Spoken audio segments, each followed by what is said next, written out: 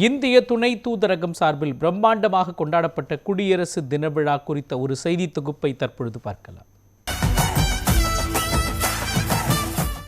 77வது இந்திய குடியரசு தின விழா சிகாகோவில் உள்ள இந்திய துணை தூதரக அலுவலகத்தில் கண்கவர் கலை நிகழ்ச்சிகளுடன் பிரம்மாண்டமாக கொண்டாடப்பட்டது.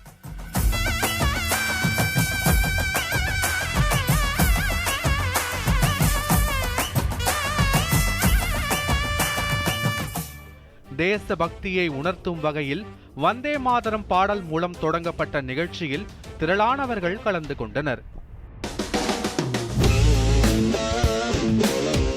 இதனையடுத்து பிரம்மாண்ட நடன நிகழ்ச்சியும் கோலாகலமாக நடைபெற்றது.